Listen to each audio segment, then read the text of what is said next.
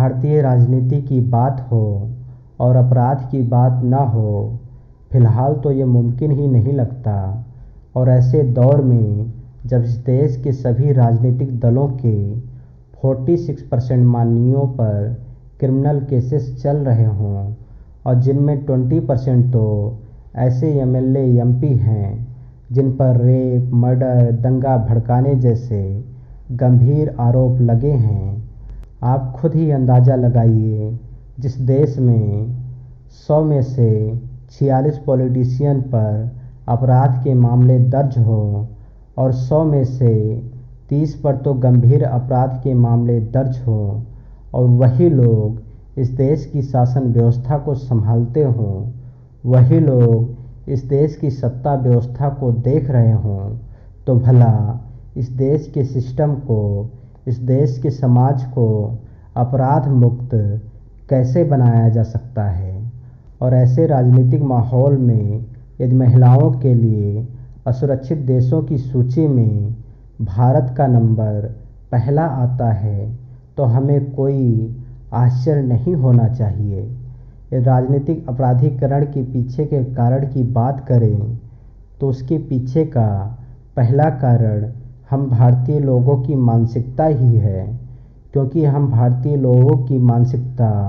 कुछ ऐसी बनी हुई है कि हम माननीयों को यहाँ तक कि गांव स्तर पर छोटा सा ग्राम प्रधानी का चुनाव जीतने वाले ग्राम प्रधानों को भी इतना अधिक भाव देने लग जाते हैं कि बाबूजी, भैया जी कहकर उसे अपने सर पर बिठा लेते हैं, जिसका नतीजा ये होता है कि एक ग्राम प्रधान भी खुद को प्रधानमंत्री समझने लगता है।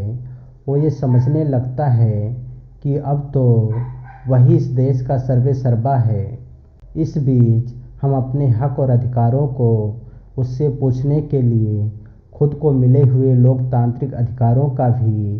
प्रयोग नहीं कर पाते, जिसका नतीजा ये होता है कि वो माननीय, वो प्रधान, वो सांसद और विधायक चुनाव जीतते ही बेलगाम हो जाता है। राजनीतिक अपराधीकरण के पीछे का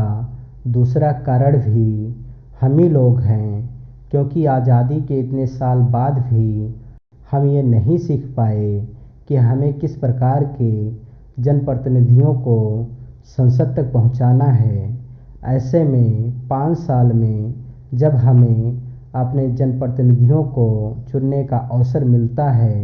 तो हम उसकी जाति और धर्म देखने लग जाते हैं। यदि उस कैंडिडेट की जाति और धर्म खुद से मेल खा गई तो बिना कुछ सोचे समझे, बिना उसका आपराधिक बैकग्राउंड जांचे परखे, उसको अपना बहुमूल्य वोट देकर चुनाव जिता देते हैं। यहाँ तक कि हम ये भी नहीं देखते जिसे हम चुनकर संसद और विधानसभा तक पहुँचा रहे हैं वो हमारी समस्याएं भी संसद में उठाने के काबिल है भी या नहीं है।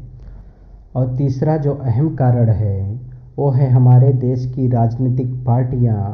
जो सब कुछ जानते हुए भी अक्सर बाहुबलियों, दबंगों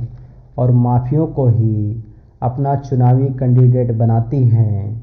इस बीच आम और जागरूक लोगों को एक बेहतर जनप्रतिनिधि चुनने का विकल्प भी नहीं मिल पाता है।